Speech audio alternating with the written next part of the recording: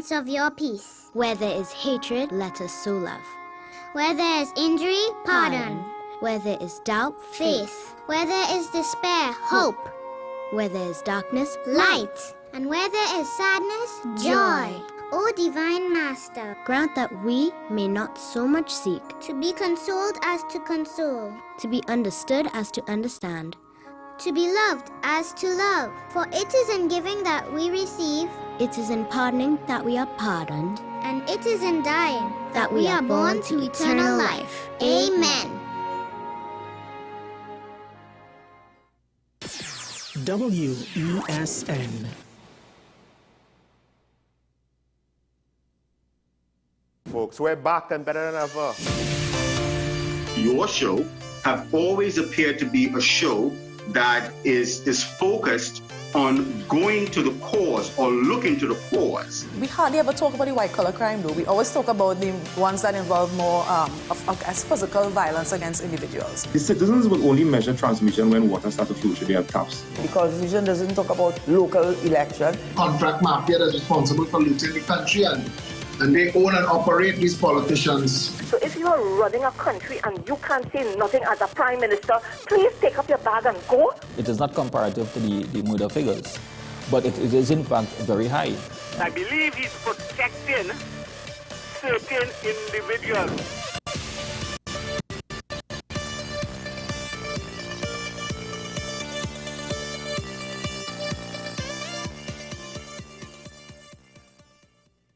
The home of Caribbean content is growing, and we welcome you to be a part of the #1 platform for young personalities who are driven to make a positive impact in society.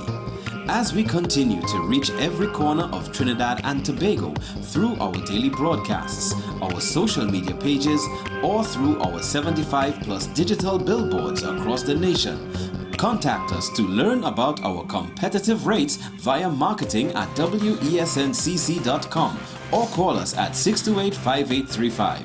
WESN Content Capital, television with a difference.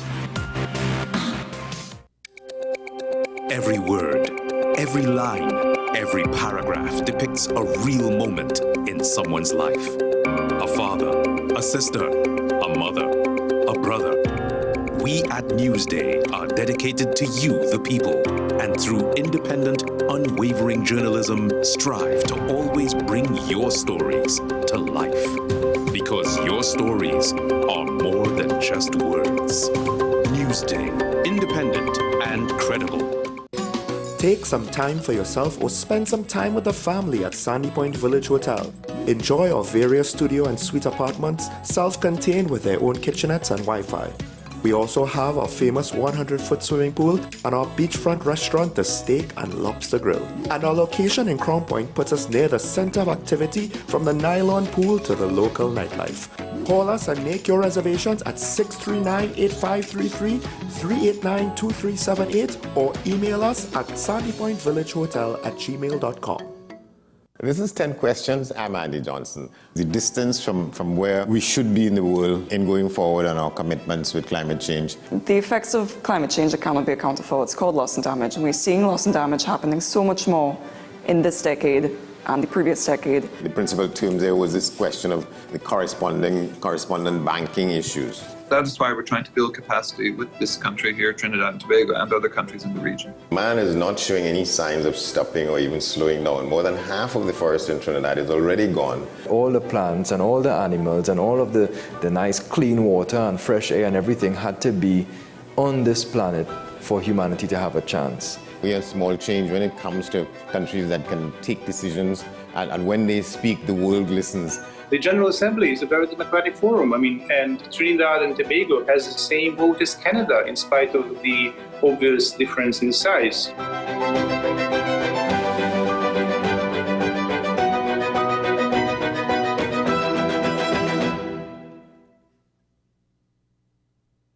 You are watching Strictly Legal on WESN Content Capital. Just give an overview of what exactly is that split arrangement. And it's, nah, you don't need to register nothing. You don't need, we can do that another time. But then it becomes a hit, and then everybody starts to want to claim. The laws that predate many of the independent countries' constitutions are going to be those colonial laws. We know there are an infinite amount of circumstances that would lead to a murder. I have a great idea and, I have a great concept. But until it's actually expressed, it does not become intellectual property. Accomplishments or targets of a forensic accountant is to quantify what may have been lost. They believe we defend criminals and we manipulated the law and we exploited the system. A responsible journalist will reach out to the person who they have the information on for a comment.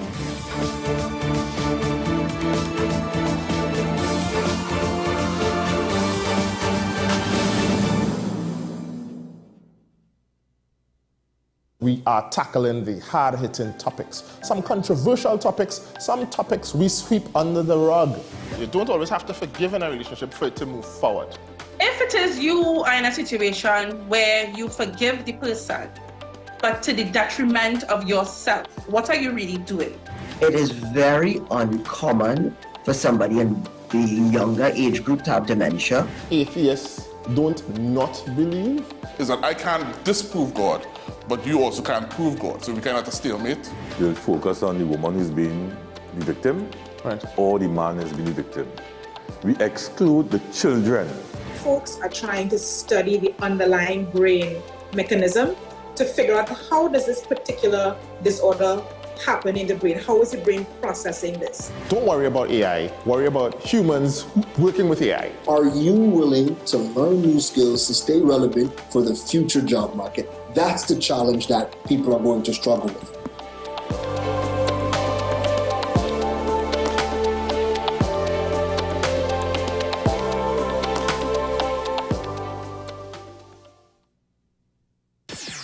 WESN.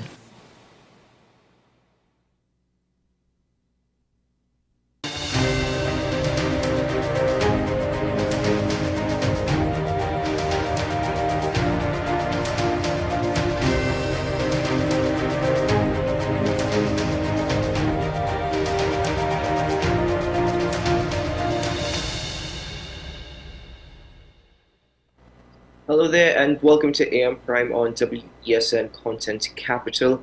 I'm Keaton Shaw. Thank you very much for joining us on the program today. We've got a lot to speak about, starting with the Trinidad and Tobago Revenue Authority.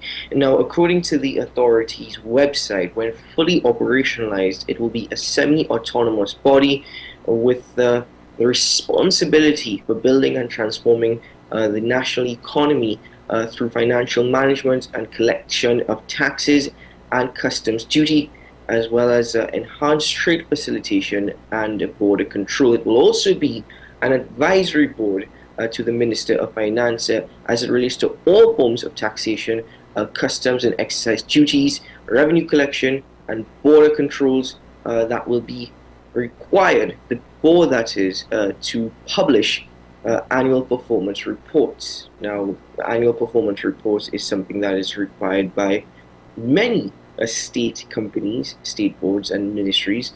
Unfortunately, that may not always be the case. But let's not be too negative at the start of the conversation. Who knows? The Revenue Authority on paper sounds good, but is it something that is just a replica change, or rather an exchange of the Inland Revenue Board? Well, I'm joined this morning by a gentleman, an economist, Dr. Valmiki Arjun. Good morning, Dr. Arjun, and welcome to the program. Sorry, I was muted there for a second. Good morning, Keaton, and good morning to all your viewers, and good morning to Trinidad and Tobago. Thank you for having me. Thank you very much for joining us on the program. There was controversy in respect to the TTRA because of a lawsuit brought by a public servant in relation to a notice of employment that has been struck down by the Privy Council. The Minister of Finance saying we won. Putting that issue aside for a moment, focusing on the core functions of the Trinidad and Tobago Revenue Authority, is this something that is essential given the Minister of Finance's suggestions that we have severe revenue leakages? How is this an improvement by the current Board of Inland Revenue? Well, so one needs to understand that we are in dire need of a revenue agency, a revenue collection agency, whether you call it the BIR or the TTRA. It is mandatory to be able to plug the leakages of tax revenues in the country.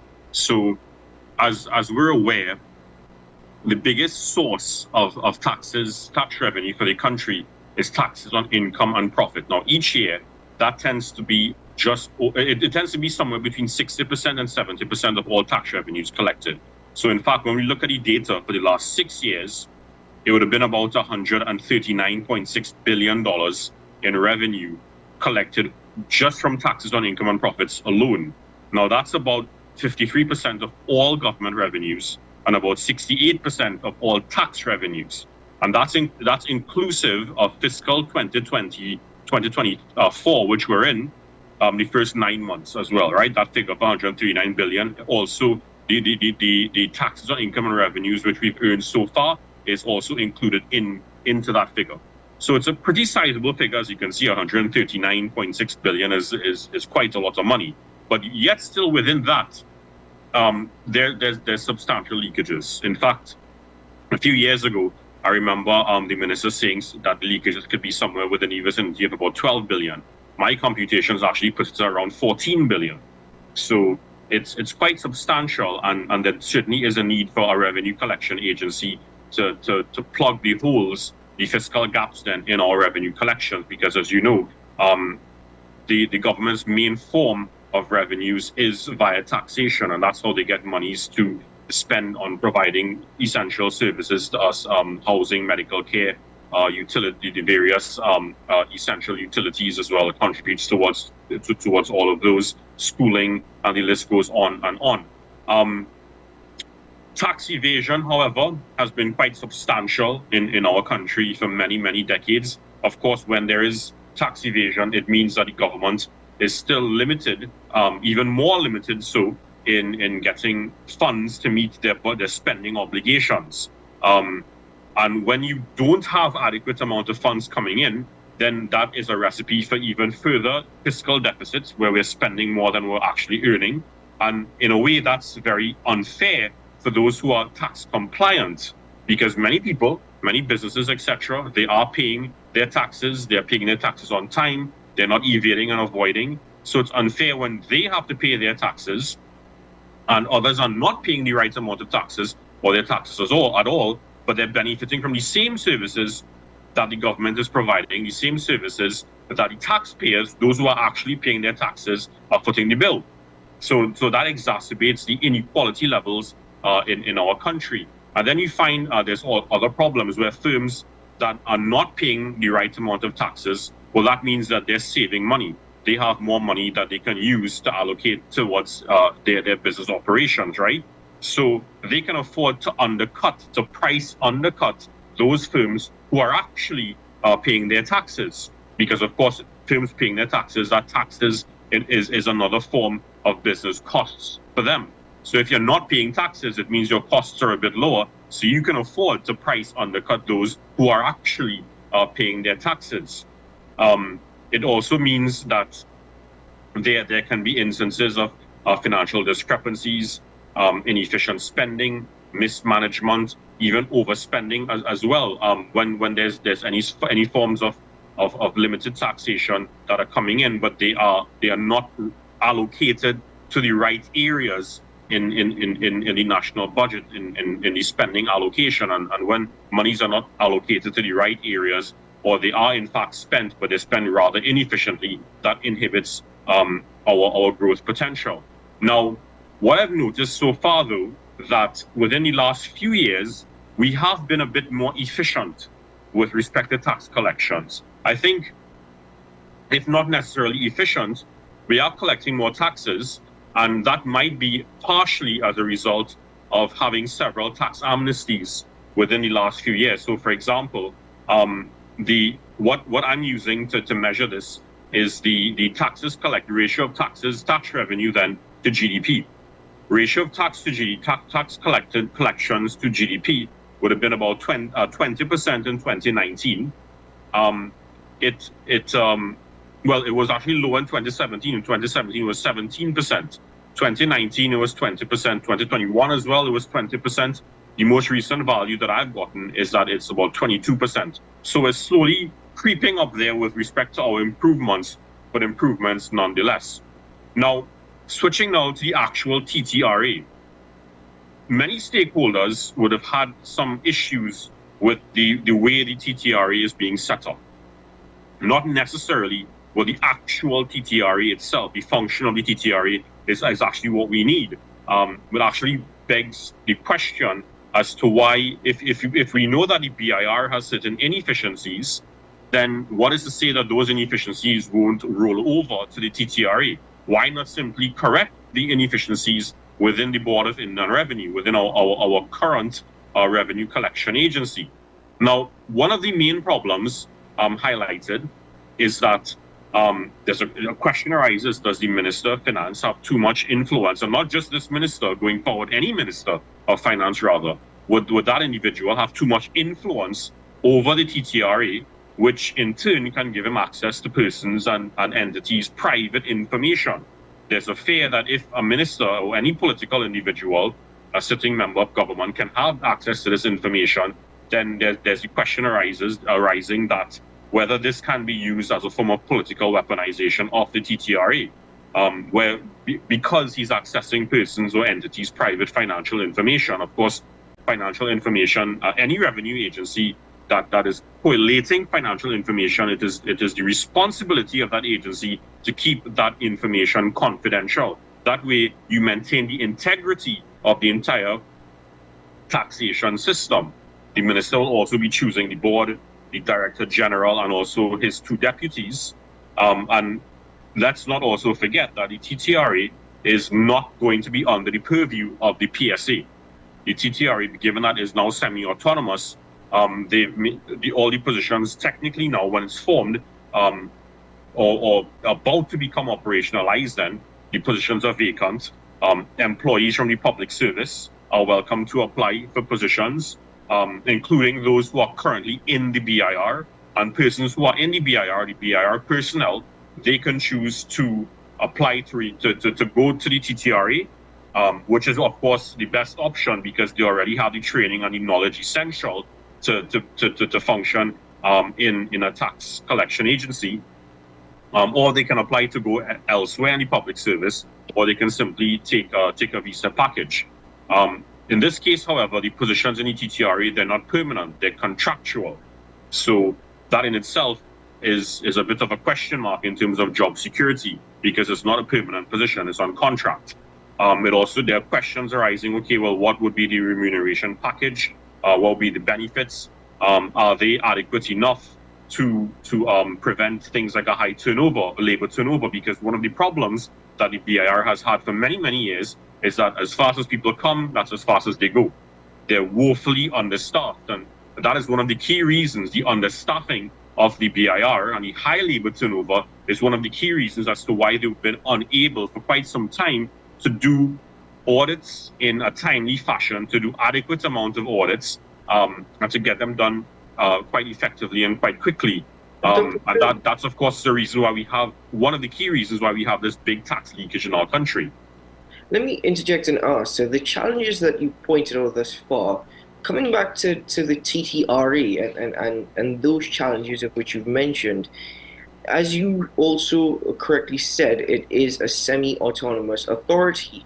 In this particular instance, exactly what is meant by it being a semi-autonomous authority?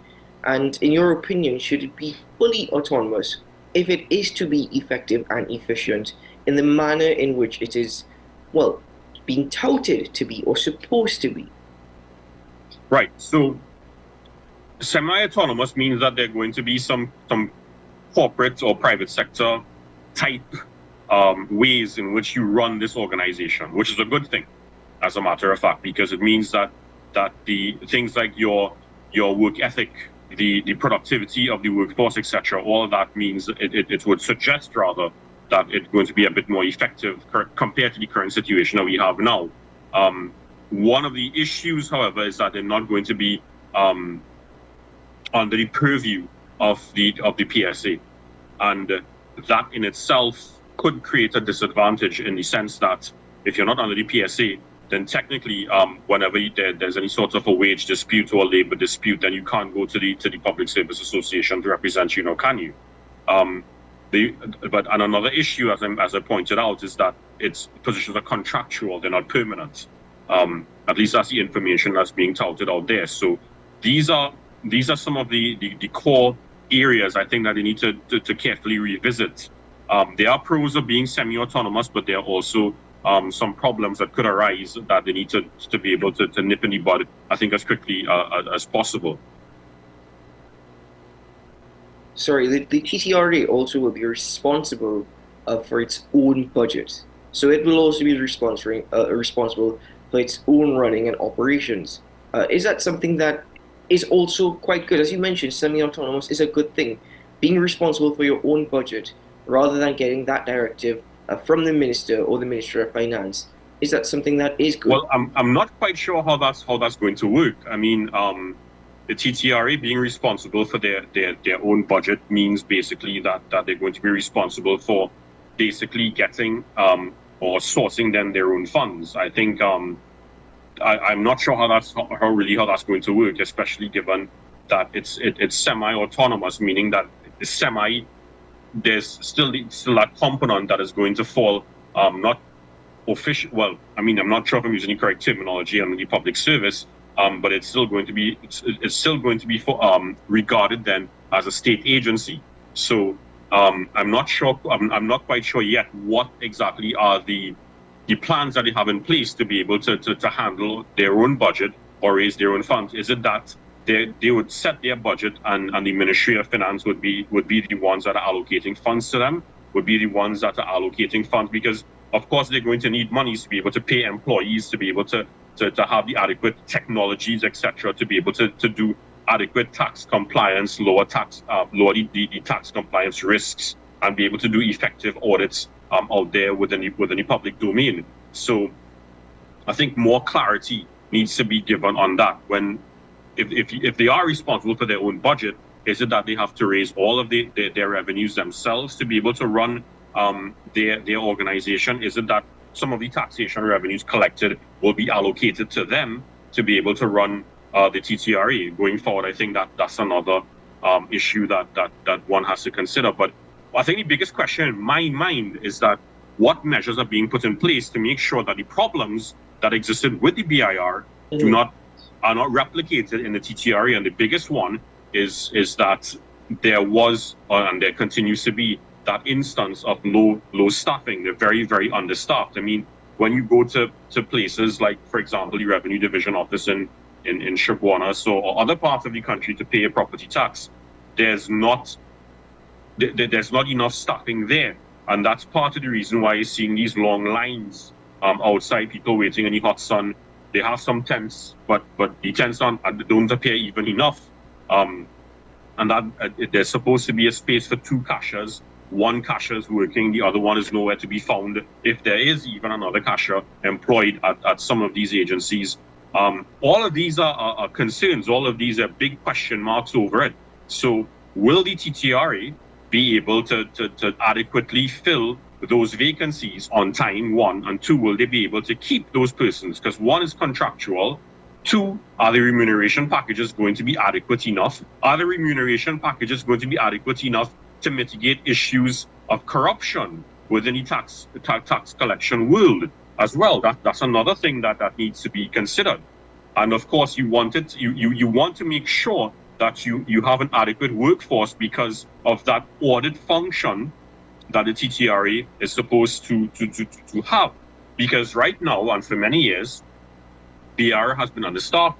That increased their compliance risk. So revenues were lost because you don't have adequate staff to do the audits, to go out there and do the field work to be able to determine what entities are registered, what entities are engaging in tax evasion or tax avoidance, what entities do not file their accurate declarations and pay on time.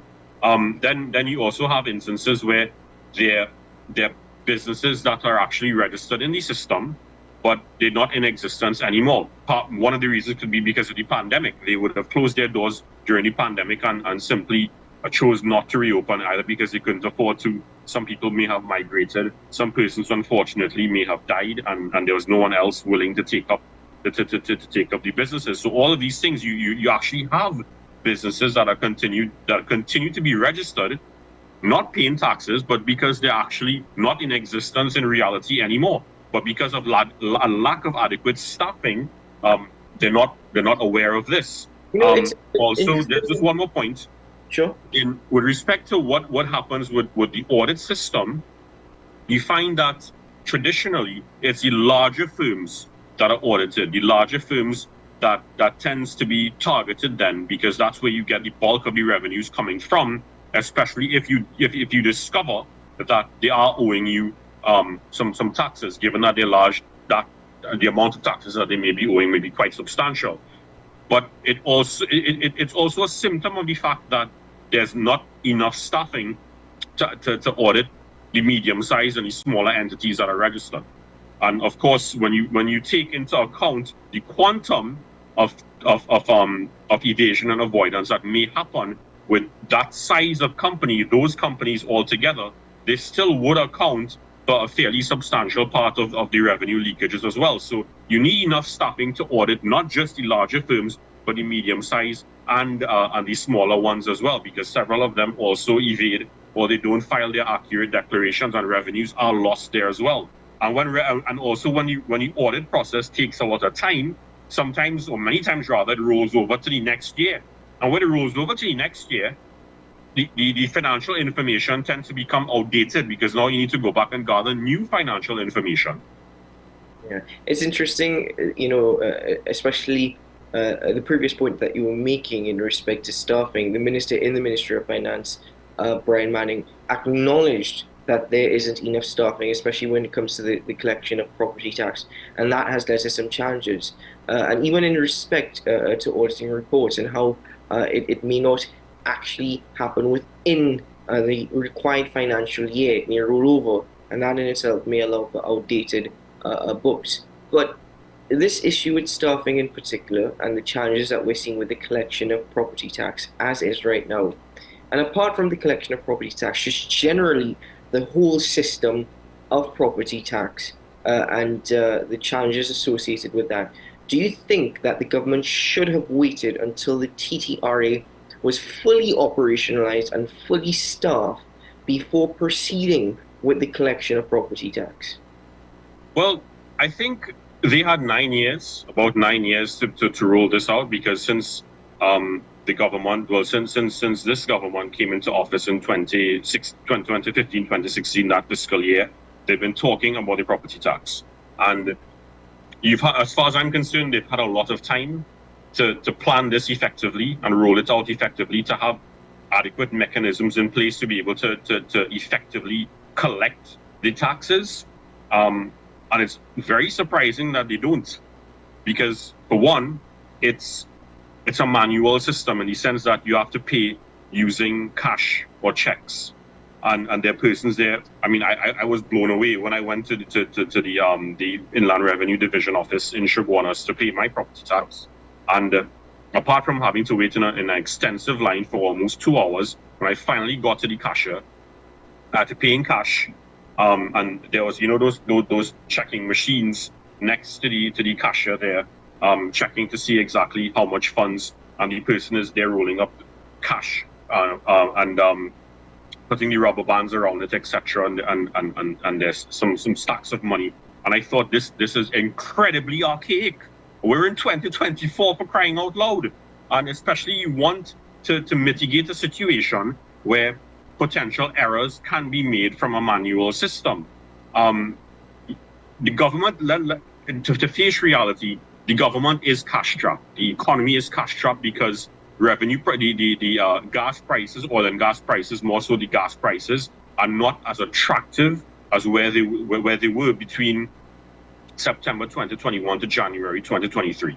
The prices are much lower than where they would have been back then.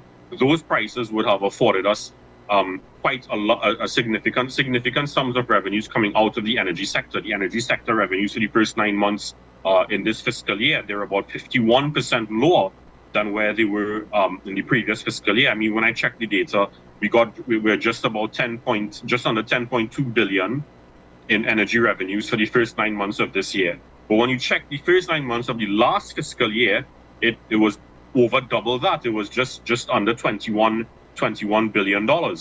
So, and that's not just because of the fact that production is lower. It's largely because of the pricing situation that is happening within the international energy markets, a situation which we, of course, have zero control over. But so the revenues are not as high as we would have liked it to be. So it makes sense that the government is trying to push the property tax as quickly as possible to ensure that they do collect some revenues out of it so that they would have some funds to be able to spend in the economy, especially more so that we're in now an elections year. We're going into an elections year. And of course, traditionally, elections year, they tend to ramp up their spending a bit. So, for, of course, their own political reasons as well, to be able to attract votes, etc. What also struck me is that the initial legislation for the property tax, that was supposed to enable taxpayers to have a 6-month window, 6-month notice period to pay the tax. So just to expound on that, according to the legislation, the government had until March the 31st initially to send out all notices of assessments that were supposed to be sent out. That was not done, of course. They went to Parliament, they extended the deadline from March to June. That deadline was then extended to July, then August 16. So there was no official date extension after August 16th. And on a side note, some people are still up to about last week or the week before getting a notice of assessments in the mail. So it's even beyond the deadline. However, if you get your notice of assessment in August or even in September, that doesn't give you that much time to pay the tax. Remember, the initial thrust of the property tax legislation was to allow persons to have about 6 months, at least 6 months, a 6-month window to be able to pay this tax. Now there's a mad rush to pay the tax. So that is one symptom as to why it's a bit unfair that they didn't get that extension. I think if the government gave themselves that extension, then it was only fair that the public be granted an extension. So that extension was about 4.5 months that they gave themselves from March to mid-August. Why not give the public that extension? And I have a funny feeling that the minister just might give that extension in the budget, because by that time, that's the budget date is the deadline for paying your property tax. So at that date, he might be able to assess, well, okay, have people been able to adequately pay their tax in our opinion? Should we give some kind of an amnesty going forward, which I think is also a good idea? Give an amnesty for another 4.5 months, or give an extension for the 4.5 months for persons to come forward and pay their tax. So that way, he would have, in fact, if he had made this announcement some time ago, assuming that's what he's going to do, then that would have avoided the situation of these long lines and this mad rush to pay the property tax that these non-revenue division offices. Dr. June, there is much more of which I would like to discuss with you as it relates to property tax, but unfortunately time does not necessarily permit this morning, so we're going to have to end this particular conversation here. So thank you very much, as always, for your time and presence, and really for breaking down a lot of the challenges for us associated, whether it be with the Revenue Authority or the complications right now with the property tax collections, and where it is we can see a more efficient system. Thank you very much for your time, as always. Thank you for having me. Always take care. Ladies and gentlemen, let us take a break here on AM Prime. A lot more to get into this morning, so stay with us. We'll be right back.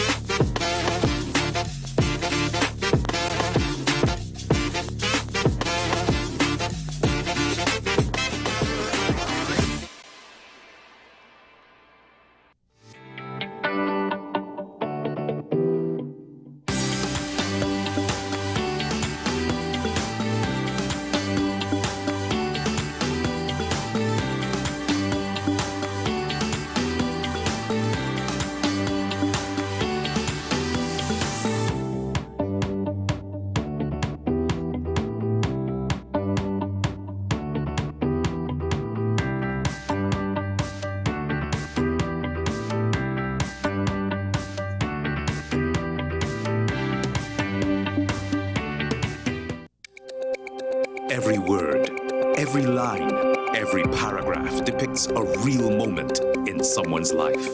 A father, a sister, a mother, a brother. We at Newsday are dedicated to you, the people, and through independent, unwavering journalism, strive to always bring your stories to life. Because your stories are more than just words. Newsday, independent and credible. This is Face of Sports, WESN Content Capital. How you felt about the kiss on the lip? That's the business. I'm not to do with that. I find that was distasteful. The national senior team, whether you like it or not, that is the model for all other teams to follow. I'm assuming that the regional requirement may be a much stricter requirement. This is not about Pro League and Super League. This is a league run by the Normalization Committee that I'm responsible for. Nobody expected FIFA to fund this arrangement. If we don't get a professional attitude towards this, we are doomed for failure. You break the balance, trip the leg, control the body. They ain't gonna stand put forever. Why you want the Chiefs to lose so? Why you want the Chiefs to lose so? They already have two. Lamar don't Why? have. You're jealous because you know the Chiefs getting closer to the Patriots. Let's go to the last part. No, Let's go to the last part.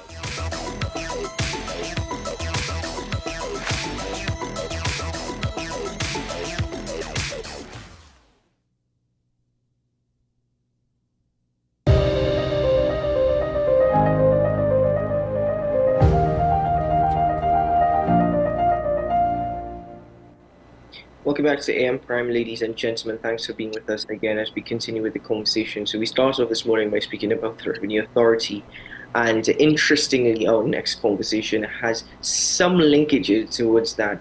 There are expressions of dissatisfaction with the current leadership of the Public Services Association.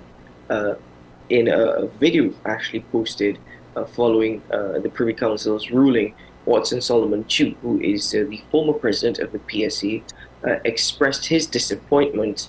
And I think that's perhaps putting it lightly, but it's the best way to summarize all that was said in that particular clip over his disappointment in respect to the leadership of the PSA. But former Secretary General of the PSA as well, and that's Mr. Oral Saunders, he has, and former General Secretary, let me get that correct, he has also expressed some disappointment and great frustration with what is happening. I'm joined this morning by Mr. Saunders. Good morning and welcome to AM Prime. A pleasant good morning to you, comrade, and a pleasant good morning to Trinidad and Tobago. It's always an honor and a privilege to be on your program this morning. Well, thank you very much indeed. It's not often I get to call comrades, so thanks very much for that. But Mr. Saunders, getting straight into the conversation, exactly what are the issues? Where does the frustration stem in respect to the leadership of the current PSA executive? I mean, it's spoken to specifically on current President Leroy Batiste. But this is something that has been brewing for some time. It's not the first instance we have heard of a level of dissatisfaction. What is happening now? Exactly what is taking place now as we speak? Well, thank you so much, comrade. This, as you rightfully said, has been going on for some time. And the genesis of this is basically the manner in which Mr. Batiste was appointed as PSA president. The PSA's constitution is a very clear and precise document, and you would want in any democratic organization to have a leader that has a mandate. I always say, people in Trinidad and Tobago criticize the Honorable Prime Minister and, of course, the Honorable Leader of the Opposition. But one of the things they have under their belt and could not be questioned is the fact that they both face their membership and they offered themselves and they were voted in by the rank and file. This is clearly not the situation in regards to Mr. Leroy Batiste. So let's bring it back home to where the dissatisfaction starts from. So because the rank and file members did not vote for him, and with the failings at the Privy Council, which we knew would have happened, you would have heard me on record saying this is going to go down in a way that is not going to be favorable to the PSA. And the members have lost confidence in Mr. Batiste. The membership, we have lost confidence because we knew he was appointed, but we still gave him a pass to see what he would have brought to the table, especially coming after Watson Duke. But let me draw another example for you. Under the previous administration, there was an offer of 5% for public officers. And public officers were in the streets marching in the thousands, you may recall. But when last did you see the PSA marching, members marching, dissatisfaction? Because public officers are currently working on 2013 salaries in 2024, facing all the austerity measures that the average citizen has to face. But public officers, we feel it more because we are on fixed incomes, and it's very difficult, and that's putting it quite mildly, to meet the challenges of today. So we have lost confidence in him. He continues to hold general council meetings virtually, although there is no pandemic. Just last night in the Oval, you would have seen thousands of Trinidadians and Tobagonians and visitors working together, having a great time, watching the TKR victory last night. But can you imagine that the PSA, they are afraid for persons to meet? Mr. Batiste doesn't even attend general council meetings, and this is the second highest decision-making body in the organization. Huh? This is where the finances are discussed and persons can interact with each other. But for over almost a year now, Mr. Batiste has failed to attend those meetings. So we are generally dissatisfied and we have lost confidence in him. When are the next PSA elections due? Well, as far as we are concerned, the PSA's elections are overdue, because the last time we had an election was 4 years ago on the 14th of December. And what would have happened is that the Constitution gives a certain cutoff time where the announcement should have been made, and a election committee selected, election officers selected. So it's a complete process that should have been taking place already, but we have not heard a word from Mr. Batiste. And last thing that I would have heard from him via the media is that despite the loss at the Privy Council, because you must appreciate it, and my fellow public officers, Mr. Batiste does not have the experience to really navigate the PSA through this debacle, because I have been in the PSA actively for over 30 years, and we would have had the experience of the RHA system coming over from the public service into this RHA system. We would have had the TT Post experience, and we would have had the Airports Authority. So we know about what it takes and what it requires to carry workers from one point to the other point. Can you imagine that we have never even heard one day a discussion being that those workers that were that are currently under the Customs and Excise and the Board of Inland Revenue, they will be going into a new entity, most of them, and there isn't any union protection. They don't know if going over there, they'll be going on the same 2013 salaries. They do not know what are the mechanisms that will be put in place to deal with their daily grievances. If it is someone, will there be increments when they are working over there? So what will be the terms and conditions of employment? These issues were not pursued by the PSA, and I'll tell you why. Because Mr. Batiste does not have the mandate from the membership, he cannot call any marches, he cannot call any demonstrations. As I said before, a previous government would have offered 5% and workers were on the streets in their thousands. This current administration is offering 4%, but when last did you see public servants on the streets?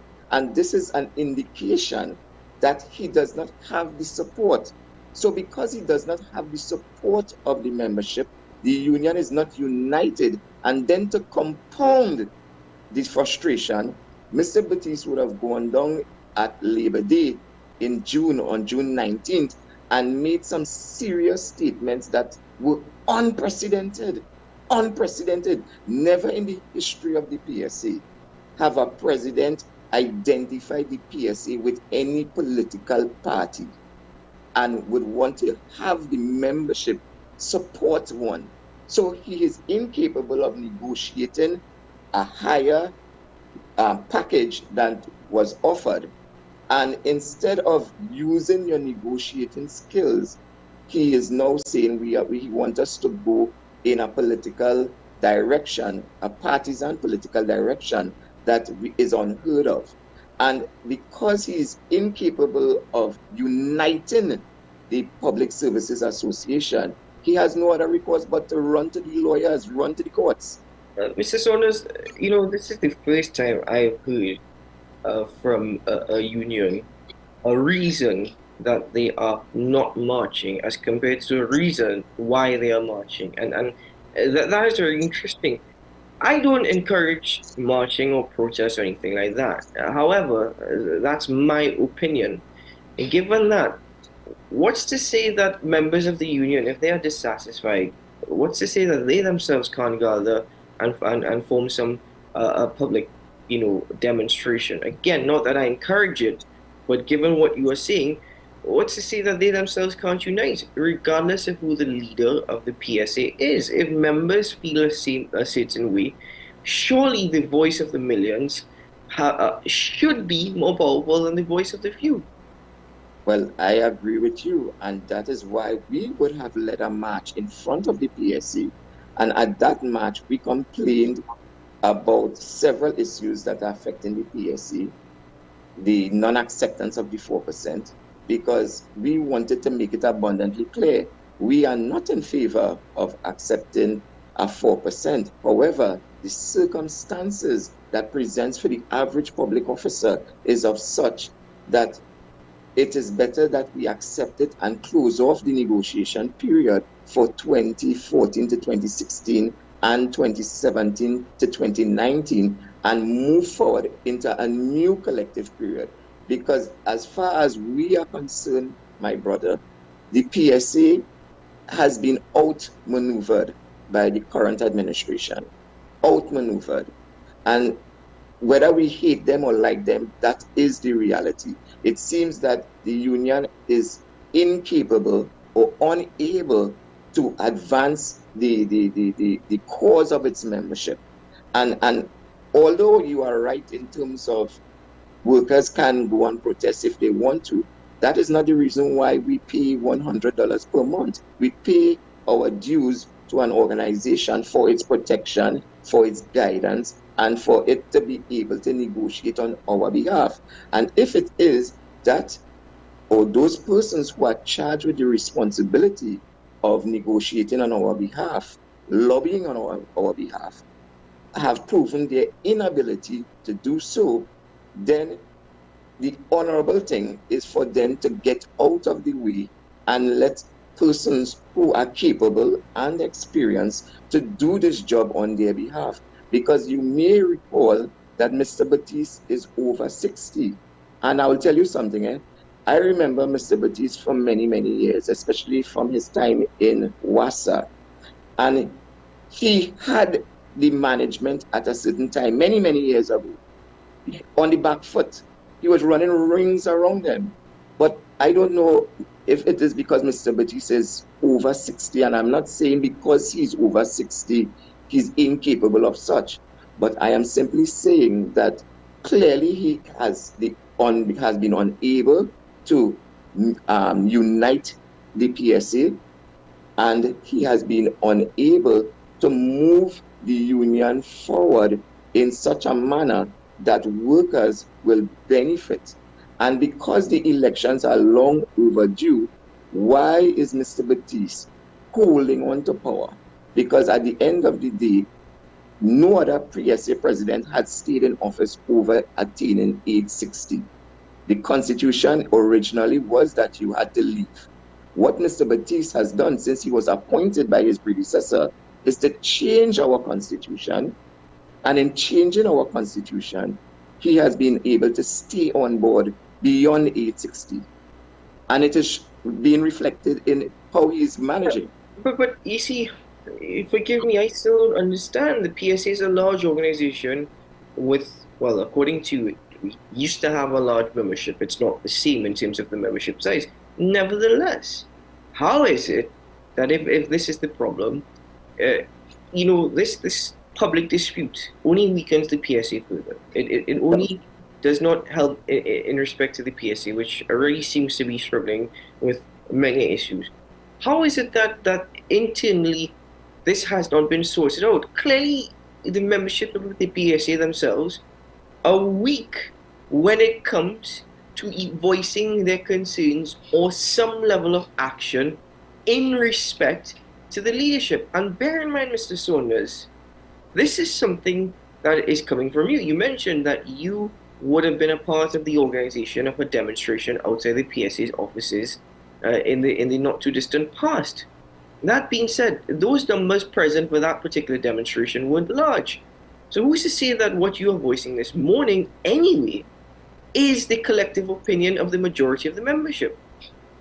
Well, that is a very interesting position that you heard of advanced. But remember, comrade, what I would say is this, one of the impediments that creates this situation where we can't deal with issues internally is the fact that Mr. Batiste, under his tenure, we continue to meet virtually, as I just said a while ago. So in other words, a union strength comes from interaction with each other. That is what we call camaraderie. We meet at the PSA, we debate issues, we either agree, and the collective majority is the position we carry. Under the current administration of the PSA, this is unable to be done because we are still meeting virtually. There is no physical meeting, despite the pandemic being over for over 2 years. As I said last night, you would have seen just walking down the street, the only time persons wear masks is when they know they are ill, or maybe fearful of going somewhere, or their immune system is of some wanting aspect. So what I'm saying is that this is an impediment that creates that situation for persons to have to come out and speak out, because you cannot speak from within the walls of the organization. But I'll tell you something. You do any random poll and ask public servants, as we continue to interact with them, do you want a salary increase? Do you want your back pay? Do you want to move forward into the new collective period? And you will get an overwhelming majority of persons saying yes. And what I will go on to say is that what persons have chosen to do, comrade, is simply drop out of the union. That is what their protest action has been. They are saying they are not going to use their hard-earned $100, because when they multiply that by 12, $1,200 can do something. They could still do groceries. They could still put that money in the credit union. So persons have chosen to withhold their dues from the PSA and channel it elsewhere. And you are right. Those are the things, those are the decisions that weakens the PSA. And the government is laughing because they are getting a free pass, because the government is fully aware that Mr. Batiste does not have the backing of the membership, especially in regards to the announcements he would have made down in Faizabad. So he has polarized a significant segment of the public service against him, and he's pressing on only in the courts, using the little resources that we have, and it's drying up, because with the pending coming on stream of the TTRA, there are persons who will choose the option of VSEP and leaving the public service. There are persons who will also take the option of going into the new entity where there is no union representation based on the information we have. They will be contract workers. So persons are seeing the flaws of the leadership of the PSA, Mr. Batiste. And sadly, his executive is supporting him 100%. And I will say that the government is getting a free pass from a leader that does not have a mandate from his members. Now, out of curiosity, should the recent Privy Council ruling been in favor of the public service and public servants. Would your opinion or the opinion of others you are speaking on behalf of, would that have changed? Would that have been different? Should the PSA seen some success from the Privy Council ruling? Well, I would answer by saying, even if the PSA were successful at that case, although, as I said, based on our experience and our past experiences in terms of pursuing similar matters where we would have lost, our position cannot change because we continue to meet virtually. As far as we are concerned, the democracy of the union has been stolen. That is the bottom line. And let me tell you something, as I made the analogy of the Honorable Prime Minister and the Honorable Leader of the Opposition. If you are in a political atmosphere, a political structure, you cannot be fearful of facing the members. You must have a mandate. And because Mr. Duke would have selected Leroy Batiste, and let me just add, so that you'll add some clarity to the conversation, Mr. Batiste was not a member of the executive committee when he was catapulted into the position of PSA president. Our constitution is clear. In the absence of the president, the first vice president was the person who was supposed to pick up the mantle and lead the PSA pending an election where we would have chosen a leader. So because we would have bypassed this structure, this legal structure, there is no mandate. Mr. Batiste is someone who could be walking right into your studio right now and nobody may know him. He could be walking down the street, walking into a government office today. People doesn't know him. They don't know him because he's simply in hiding. As I said, the General Council meetings, which is the second highest decision-making body, and it is also our finance committee, Mr. Batiste does not even attend those meetings virtually. He could have been in Switzerland, he could have even been on the moon and participated in those meetings, but he has chosen not to. Why is he afraid? Why is he only running to the courts to resolve every single issue, which comes at tremendous expense to the membership? Why has he chosen to go down a partisan political road with a public sector union that should remain apolitical? And let's give another analogy.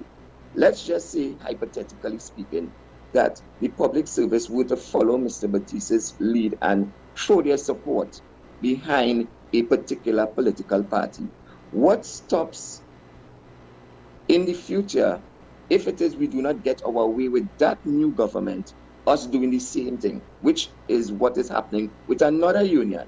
Every 5 years, you would witness certain unions coming out to say they are supporting a political party. 5 years later, they're angry with that political party. They want you to change allegiance to another one.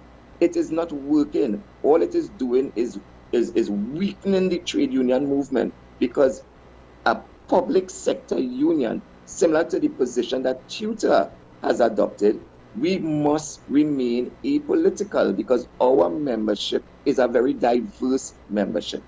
Our membership comprises of persons who support various political parties, and we also have persons who have the right not to support any of them.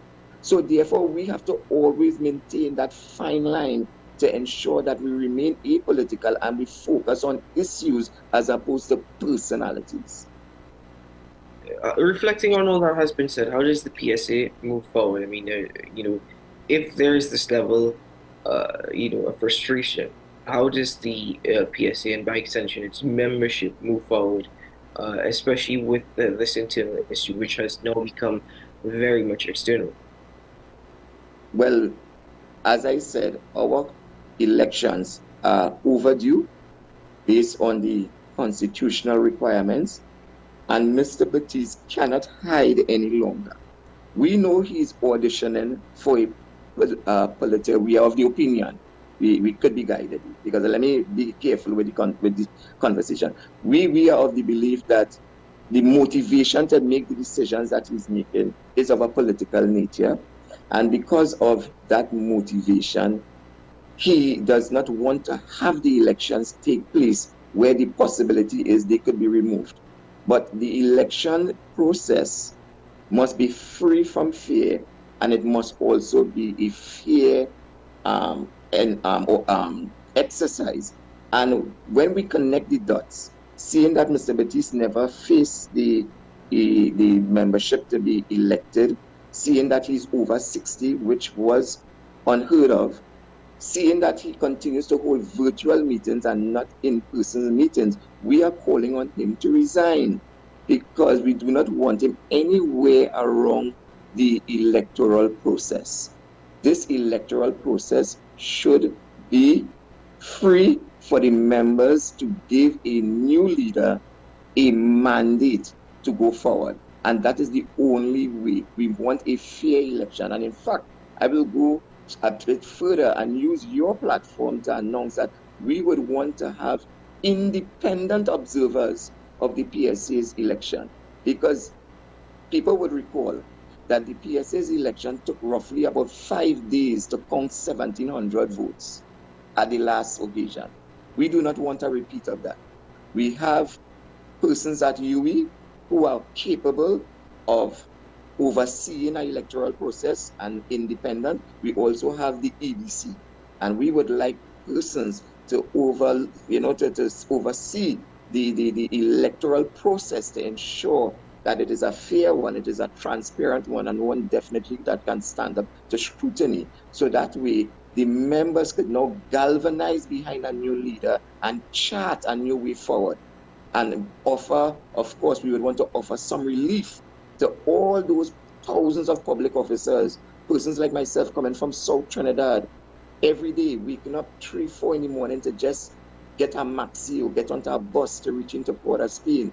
It is very hard, it is very challenging for public officers to just survive, to take care of their families. And we have a leader that is so removed from our reality, because he would have retired from WASA, receiving all his emoluments and so forth, and now enjoying the perks of being PSA president. He could never identify with the rank and file. So therefore, we believe the election is our best avenue to navigate ourselves out of this decay and to chart the way forward for us to grow and to unite and to give the government of the day a real challenge for the new collective period 2020 to 2022. Mr. Orosonis, thank you very much for joining us on the program this morning. All the very best to you and to the members of the PSA. And I hope that this issue is resolved soon, whatever that resolution may be. Thank you very much, Dr. Project.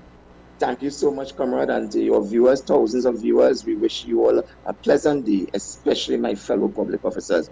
Let's get Mr. Batiste out and let's chart a new way forward. All the best, sir. Take care. You're welcome. I believe that Mr. Batiste has every right and opportunity to defend himself and defend what is being said about him, as well as the accusations put forward. That being said, though I did not contact Mr. Batiste for this particular interview, I will publicly state that I have contacted Mr. Batiste on a number of occasions. I think the most recent time is with that a public display of frustration, or rather a demonstration by some members outside the PSA's headquarters. And I've welcomed Mr. Batiste to this program many times before, but unfortunately, I have not been successful in getting Mr. Batiste on the program. So Mr. Batiste has every right to defend himself. He has every right to respond, and I'm stating that he has every opportunity to come on AM Prime, and I will always welcome him to really give his position, his stance, and perhaps his reasoning behind those particular positions. But as I said, it has been a bit frustrating in trying to get Mr. Batiste on the program, but that being said, it is not something that can be forced, it is not something that should be forced, and it is entirely up to him, but the option remains there and will remain there. Ladies and gentlemen, let us take a break here on AM Prime. We will return shortly as we get into some, well, bittersweet news. We'll be right back.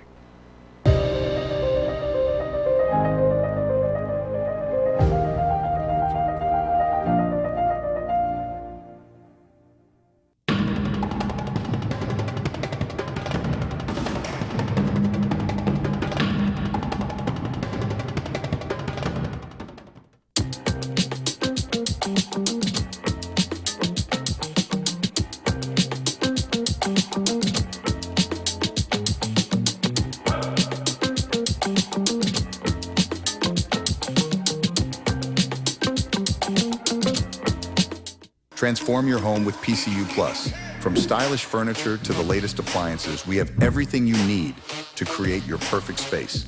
At PCU Plus, we offer fair prices and affordable financing options that are cheaper than hire purchase agreements. With convenient locations in San Fernando, Tobago, Arima, and our lifestyle showroom in Barataria, you're never far from the best deals.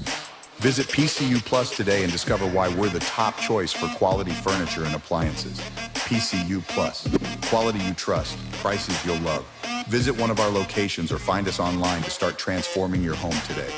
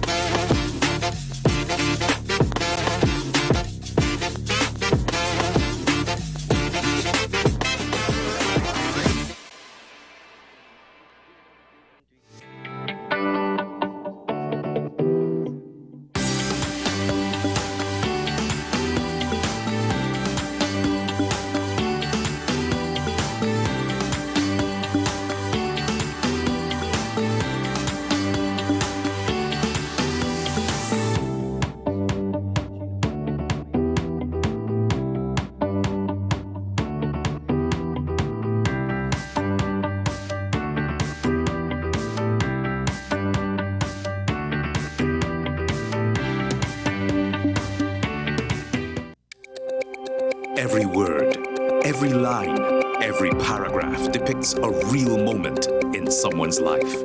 A father, a sister, a mother, a brother.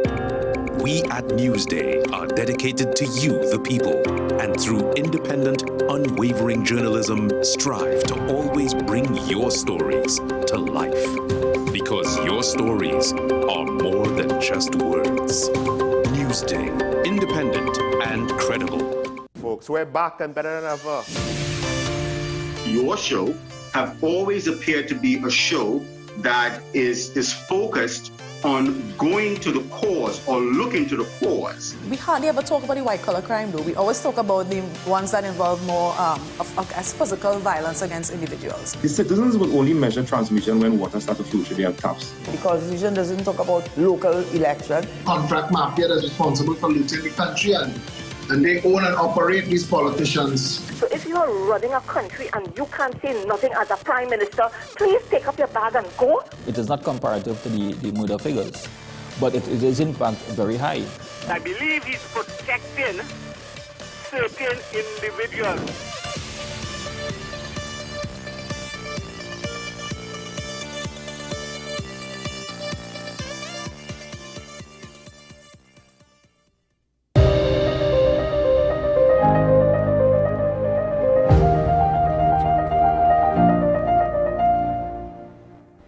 Welcome back to AM Prime, ladies and gentlemen, and thank you very much for joining us on the program this morning. Before we took our last break, I said that my next conversation, the one we're about to have, was bittersweet. I say bittersweet because the bitter news is it focuses on a topic, as far as I'm concerned, that we speak about, we gather some attention, and there seems to be a push to have deeper, further conversations, and then all of a sudden it falls flat. And that is about childhood obesity in Trinidad and Tobago. And it's not the first time you've heard of this particular topic on AM Prime. Now, there is an organization that is established, and they refer to themselves as the Race to End Childhood Obesity in Trinidad and Tobago. And I'm curious to know why we're calling it a race. We'll get into that shortly. The sweet news is that they are actually having a sugar rush, which is being deemed as the sweetest 5K. So don't get excited and think that it is an opportunity to just go and gorge on the sweetest things available. No, the sweetest rush is a 5K, which we can all welcome and we can all enjoy. Believe you me, I've been looking forward to one of these for quite some time. I'm joined this morning by two of the directors of the Race to End Childhood Obesity in Trinidad and Tobago. Let me first welcome Ms. Rain Harper. Good morning, Ms. Harper, and welcome to AM Prime. Good morning, good morning, good morning. Thank you for having us. Thanks for being with us. And also joining Ms. Harper this morning is the Director of Race to End Childhood Obesity, Dr. Nyla Adams Moranci. Good morning, Dr. Moranci. Welcome to the program. Good morning. Thank you so much for having us here on this platform. Well, thank you very much indeed for being with us. Ms. Harper, I'll start with you by asking, you spoke, speaking to the actual organization, the grouping that is Race to End Childhood Obesity. Though the name suggests why it was formed, I'm curious to know how it was formed and why is it referred to, how did the name actually come to be the choice in respect to the organization's intentions and goals? Okay, so the three founding directors have had, or not have had, but have rather, their own separate entities, and all of us have one common goal, is dealing with children, and dealing with children either within sport or health and fitness. So my organization, Phoenix Sports Solutions, as well as Warriors Athletic Club, is specifically geared towards that. Dr. Adams has had, or has her organization Run for Life Trinidad and Tobago, which also does the same. We have running mentors in schools, and I say we because I'm one of the running mentors, fortunately. So we have running mentors in schools across Trinidad and Tobago with the end goal of having them run a 5K road race at the end of the first cycle of the program. And then Tamar Williams has her athletic academy as well as Stretch TT, which facilitates health, wellness, and well-being. So Race to End Childhood Obesity, it's an obvious choice, yes, but it's straightforward and it gets to the point without having any outward guessing when it comes to what we're about.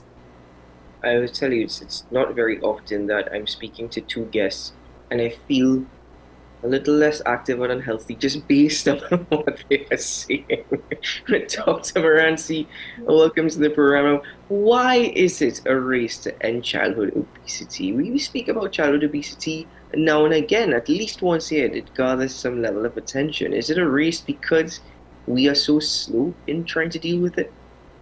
That's a beautiful question. So the first thing is to figure out, what is childhood obesity? How do we get to these numbers? Is it something that we look at? Is it something that we guess?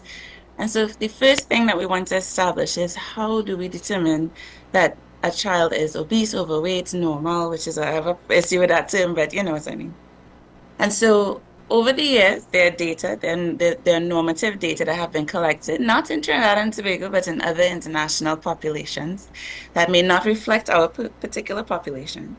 But over the years, they've collected data, and they have noticed various percentiles based on a child's biological sex and a child's height and age. And so according to certain ages and biological sex, a child can be 50%, weigh 50%, weigh more than 50% of their counterparts. So they may weigh more than 75% of the children their age.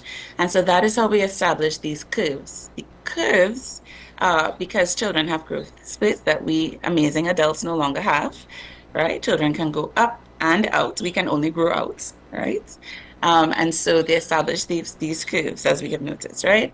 And so a child who weighs 85% more than the children, their age and the sex, is considered to be in the overweight range, up to the 94th percentile. And then a child who weighs more than 95% of the children, their biological sex and age, are considered to be obese, right?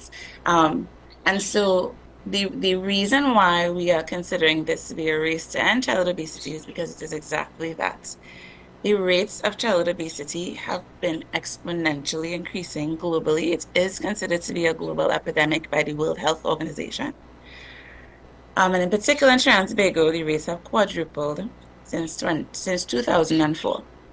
Now, back in 2016, when I started Run for Life Trinidad and Tobago, the research at that time had stated the rates had doubled between 2004 and 2016 when I had checked at the time. Now in 2024, when I redid this, 2023, excuse me, when I redid the research, the rates have quadrupled since 2004. So we actually behind the curve, we're behind that eight ball. We are the slow ones in terms of catching up and understanding and ensuring a change, turning the winds to ensure a change towards a healthier future Trinidad and Tobago. So that is where the race came in addition to the literal, of course, manners in which we are going to promote action, advocacy, and awareness for childhood obesity, including various races. Dr. Moranti, why do you think it has quadrupled? What do you think has led to that happening? It is very multifactorial.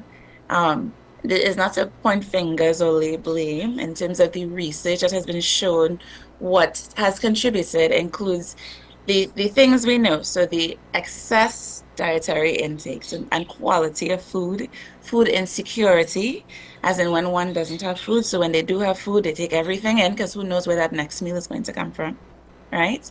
External influences to us, sweet Trinidad and Tobago, from other nations that may have more highly processed foods, high fat, high sugar. And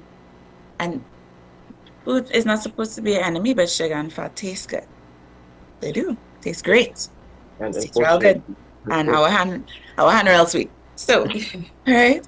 So another portion of it is a lack of awareness of what is healthy for our individual bodies, right? On another level, these are children. They don't work. They're not generally bringing in the income. They're generally not making groceries or cooking the meals or whatnot, right? And so us, and I say us because I'm a parent as well, us as the adults and the parents, are we emulating behaviors for them that are the healthiest? So there's that as well, but we have to work. We have other children to take care of. Yet we are tired, right? We are not motivated as much, right? So we could do with some support too. And sorry, I apologize. A big part of it is physical inactivity, and that's where we come in. Physical inactivity rates have skyrocketed, unfortunately. And engagement in screen time has gone up.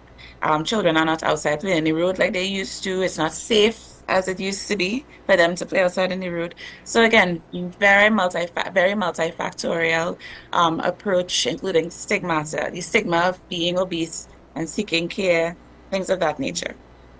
I was actually quite amazed as to that particular statistic you shared with us earlier, but something did resonate very much, and I'm aware as to we as adults how we are quick to grow outwards because we can't grow upwards. So very much aware of that. Yes. Not a good thing. but coming back to you, Ms. Harper, that is a point of which needs to be used as a positive for children. They still have the opportunity to actually correct these issues, that they don't have to carry these lifestyle issues. And by the way, the health complications associated with such as they grow older. That being said, if we as adults are not necessarily setting the right example because of challenges that we face ourselves, as Dr. Moranti would have just pointed out, how do we now take this issue head on? What can be done to try and ensure that there is a healthy future for TNT? Well, firstly, I think we need to have better synchronization with not just the education, the people in charge of education, but also the people in charge of activity and, by extension, sports. Now, the obvious decision is more activity, but you can't force children into taking part in activities that are physical. And exercise and physical activity are two completely separate things. Now, exercise is structured, while physical activity could be me getting up and walking to the bathroom, going to check the mailbox, etc. Just daily lifestyle and lifelong movements. Now, we go back to forcing children. Children cannot be manipulated into doing something they don't want to, especially now in this generation. Children are more steadfast in their approach and their mindset. So that is where I think the family life will come into play. Children generally do what they see, not necessarily what they're told. So if they see mom and dad or uncle and grandpa going out for a walk in the evening, the likelihood of them wanting to join as opposed to, hey, go outside and ride your bike, is the likelihood of them wanting to join an activity that they otherwise may not have taken part in is higher. So I think it's very important that we keep that in mind as well as the education aspect of it. And in my opinion, and I'm sure Dr. Adams would share the same sentiment, it starts in the school. So within the school system, the PE classes and such, there needs to be a greater effort made to encourage not just exercise and sport, but also physical activity. Well, within the home as well, too. I think it's very important, the point that you made. Well, you said, everything you said is very, very important, but there's something that really I'd like to point out. Where you mentioned the difference between physical activity and exercise.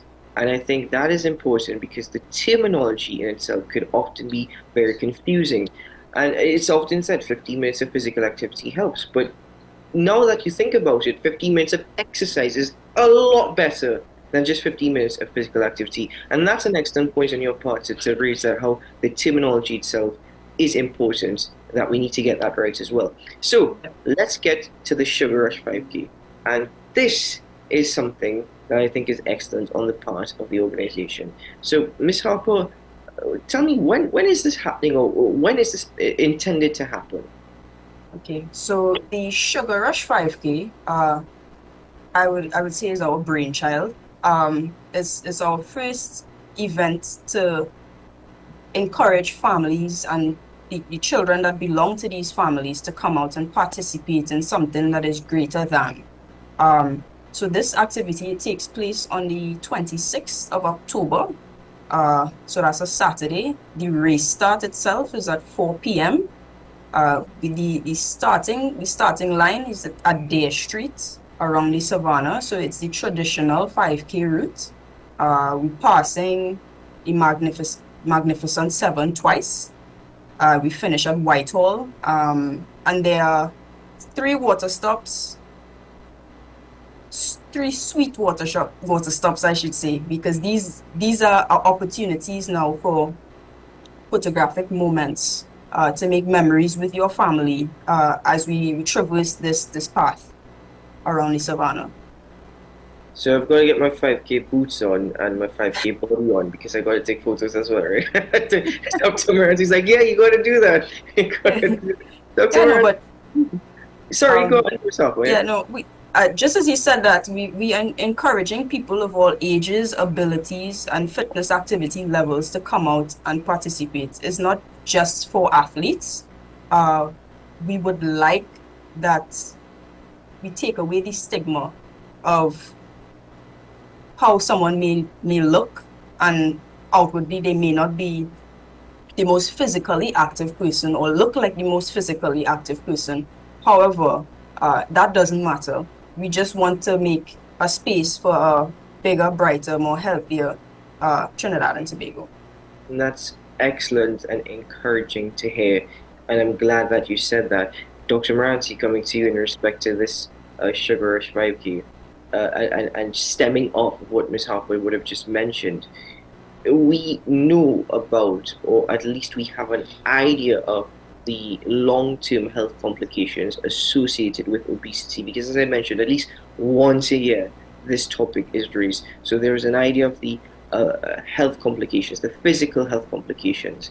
But as with what Ms. Harper said, what about the mental complications associated with obesity, and how that actually can affect a child into a teenager into an adult?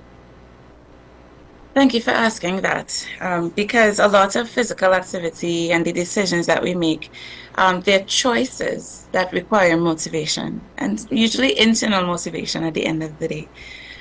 We know that, as you mentioned, a child who is obese is more likely to become an adult who is obese. a teenager who's obese, an adult who's obese. And obesity is associated with various mental illnesses, including depression, eating disorders, either because of or resulting in, self-esteem concerns, bullying, right?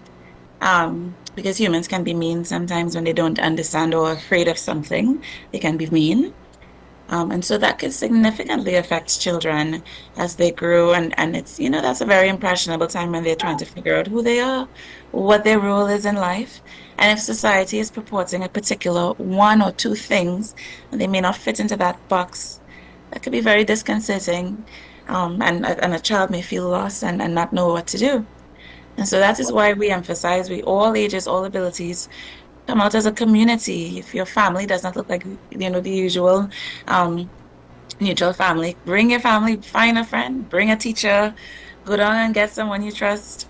All children who register for the race must register with an adult running buddy, right? And again, that brings that sense of belonging and community and trust that really reinforces that they belong more than just tolerated or accepted or welcomed. They belong. And we firmly believe that all children have a right to be their happiest and healthiest selves. And if they are motivated in this way, in such a positive environment, to belong in this space as they are, and we are just there encouraging them and not putting them down, encouraging them in their health, to make their health a priority, it bodes so well for their mental well-being. Wow, making health a priority, a very good point. Yeah. Ms. Harper, I'm coming back to you now because we are running out of time. October 26th is the date. If you can just share with us the time and where people can actually get more information or even go on to register. Okay, so we are live on all social media platforms at sugarrushevents.tt as well as rico.tto on Instagram. You can find all information about us and the race at sugarrushtt.com, as well as I can give you just briefly a little synopsis. So the race starts at 4 p.m. The race starts at Dare Street. We finish at Whitehall. And for those that are interested, if you come at 2 p.m., participants can get a full screening, body composition included. And some of the categories that we have for the race, we have the peppermints, which are the kids from 5 to 12 years old, and kids can participate from as low as $100 TT. The snow cones, which are the teens, and they can participate from $125 TT. And the sugar cakes, which are the 18 plus or the adults, and we can participate from $150 TT. So the race start is at 4 p.m. I'm curious to know about the teams and the terminology. It's like we were calling this all the wonderful things, all the nice things, but how come we're going with these names? I'm blown away by this. Yeah, it is the sweetest 5K, but we want to encourage you not to participate in sugar, but to come and burn the sugar. Okay. That's a good twist. I think you could make a good lawyer there. But I know that you mentioned people can visit the website or even the social media handles. But what about sponsors, vendors, volunteers who actually want to play a role and a more active part in not just this 5K, but also the message and the work of Race to End Childhood Obesity in TNT? Can they get in contact as well? Oh yes, definitely. On the website, we have a tab for people that want to volunteer, people that would like to donate or become vendors at our sweet spot recovery area at the end of the race, as well as there's a tab for people who would like to sponsor and be a part of the event. Now, you can also reach out to us at info@sugarrushtt.com via email, and we will more than likely get back to you in less than maybe 12 hours. We're very good on the draw with our response time. We welcome it. reminding everyone we are adults and we've got busy lives too, but don't worry, we're not ignoring you. Dr. Moranci, before we leave, with the time that we have left, you know, in your opinion, what's the first step?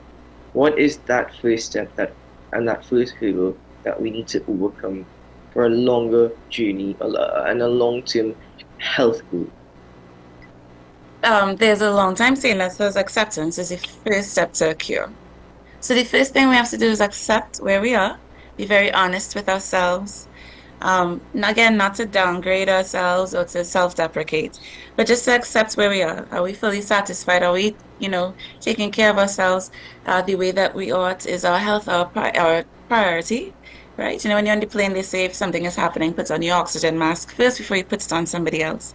Same thing, we care for ourselves, we love ourselves, and then we can provide that and send that across our families and our communities.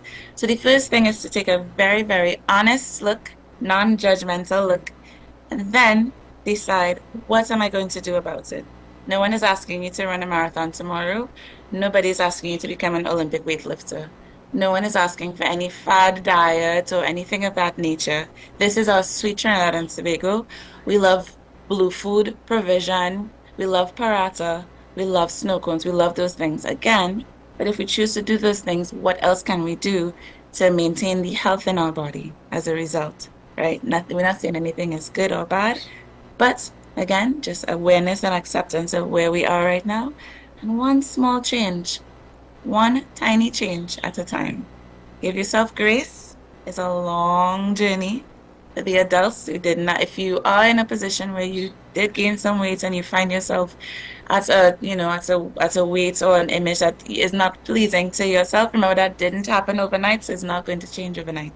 There's a community of people out there to support you. Find your tribe, find your group. We are here, we are with you all. Let us know how we can join you on this journey. Yep. And if you need any help at all, to reach out, visit sugarrushtT.com to get started. Indeed. Well, Ms. Harper and Dr. Moranci, before we go, I want to thank you and the entire team for the work that you all are doing. Something that I'm particularly very proud of this morning is how both of you chose to carry this interview. It has not been something of, we tend to stuff things down people's throats, right? And pun in respect to the conversation itself, but we tend to be so harsh in our approach to things. The terminology that you all have used this morning, how you all have put yourselves across, noting that it is a challenge and it's nothing that is very easy, but at the same time it's not difficult. The power is within you. To both of you, I must say that is absolutely wonderful on both your parts, and to the entire team at the Race to End Childhood Obesity in TNT, we thank you very much for your hard work, and we look forward to the 26th, because there's a lot. I feel like Miss Harper didn't tell us everything. I feel like there's no, I'm not going to tell you everything. But to both of you, thank you so much for joining us this morning. Dr. Moranci, thank you. Miss Harper, thank you so much. Yes, thank you. Thank you for having us. Thank you so much for your time. Thank you, Trinidad and Tobago and the world. Have a great day. All the very best to you guys. Continue the great work. Thank you. Same to you. Ladies and gentlemen, I'm so pleased that we had this interview this morning. And you know, would you believe it was just about 14 hours ago we got this interview confirmed and wrapped up. We said, and I'm glad that we did because it really is pleasing. We often speak about a lot of negatives because sometimes we can't find the positives. But as these two ladies pointed out this morning, even with all the challenges that we face, sometimes a positive approach or a positive mindset can make a huge difference and can be the biggest difference when it comes to change. And I'm not speaking about just mental and physical health. I'm speaking generally. And we can all take a lesson from that. So, to you, the viewer, thank you very much for joining me on the program today. We hope that you learned something, we hope that you took in something, and we hope that it's something good going forward. To all my guests, thank you very much for your time and presence. As always, thank you for contributing to the conversation. And to my team at WESN, who make AM Prime happen and make it reality, thank you so very much. I'm Keaton Shaw. I remind you that today is a good day to have a good day. I can't copyright it, but I really like that line. Ladies and gentlemen, we'll see you again very soon. Bye-bye.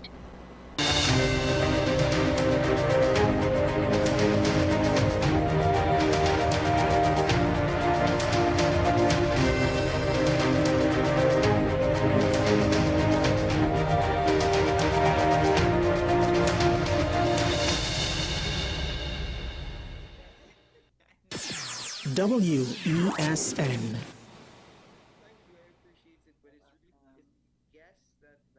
Pastor J, I want to get a tattoo.